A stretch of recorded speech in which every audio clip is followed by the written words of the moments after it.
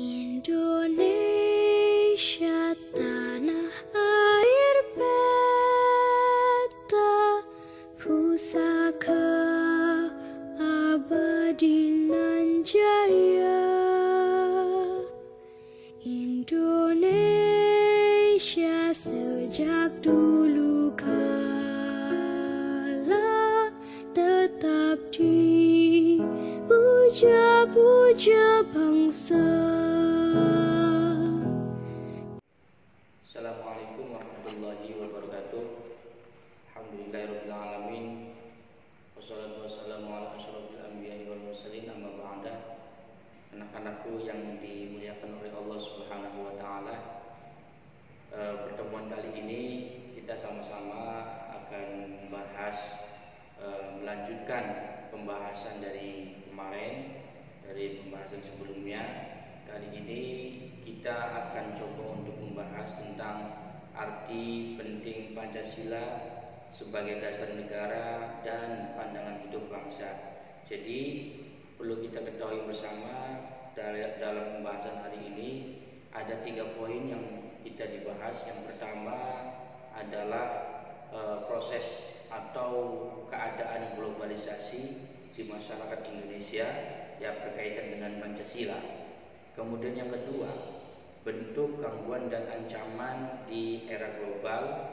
Kemudian yang ketiga adalah arti penting Pancasila sebagai dasar negara dan pandangan hidup bangsa di era globalisasi ini. Selanjutnya, globalisasi di masyarakat Indonesia, bahwa pengertian globalisasi ini adalah proses ke ruang lingkup dunia artinya. Jadi yang membawa, kalau kita di Indonesia ini, jadi proses globalisasi ini terkait dengan Pancasila, terkait dengan keindonesiaan, kebinekaan. Ini memang melihat keadaan di sekeliling kita, proses globalisasi ini memang membawa dampak yang sangat pokoknya dampaknya sangat besar sekali, baik itu dampaknya negatif ataupun dampaknya positif. Tapi untuk keindonesiaan ini diharapkan setiap komponen berkewajiban menghadapi berbagai gangguan, tantangan dan ancaman di era global ini. Jadi selanjutnya, bahwa kita harus mengetahui gangguan apa saja yang ada pada di era global sekarang ini, khususnya di negara Indonesia ini.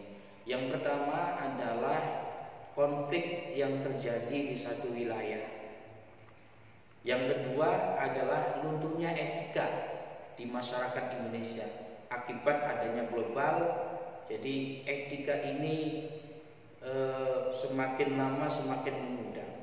Kemudian banyaknya kolusi dan nepotisme yang terjadi di Indonesia, sehingga tidak bisa, bahkan setiap tahun kasusnya terus naik.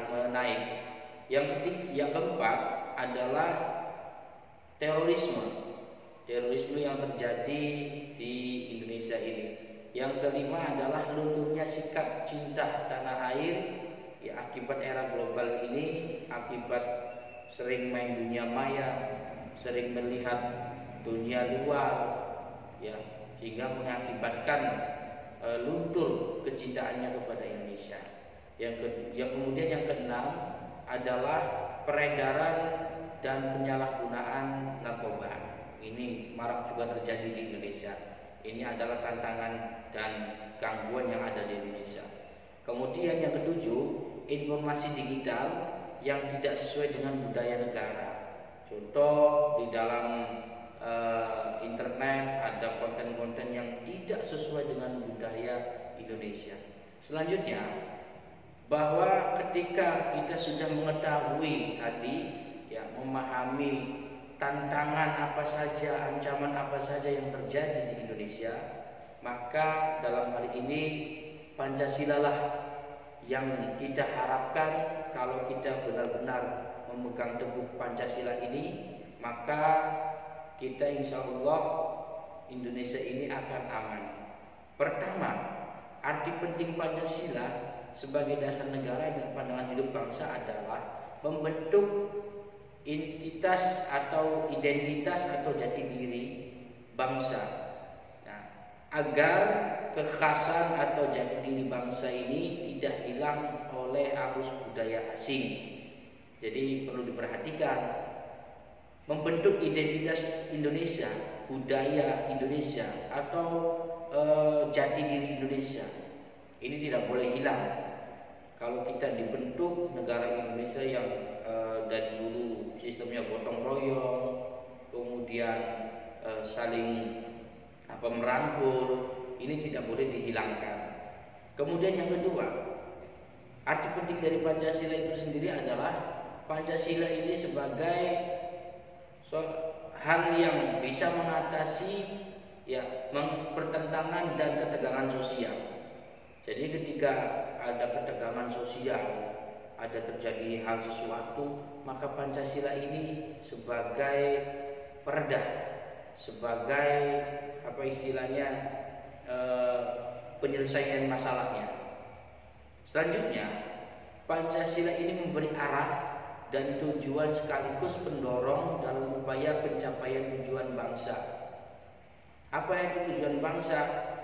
Selanjutnya, Pancasila ini sebagai pedoman untuk memecahkan berbagai masalah bangsa dan negara, mulai dari masalah politik, ekonomi, sosial budaya, hingga pertahanan keamanan. Kemudian yang terakhir, bahwa Pancasila ini sebagai sarana pemersatu bangsa dan negara. Kita tahu bahwa negara Indonesia ini diciptakan dalam keadaan masyarakatnya berbeda-beda suku, berbeda-beda bahasa, bahkan berbeda-beda agama. Nah, hal ini yang harus disatukan melalui Pancasila. Untuk itu maka ada semacam semboyan yang harus kita pahami, yaitu Bhinneka Tunggal Ika, berbeda-beda tapi tetap satu jua. Nah, inilah yang bisa kita dibahas pada pertemuan kali ini. Nanti selanjutnya kita akan membahas materi selanjutnya di pertemuan yang akan datang. Mudah-mudahan ada manfaatnya. Terima kasih. Wassalamualaikum warahmatullahi wabarakatuh.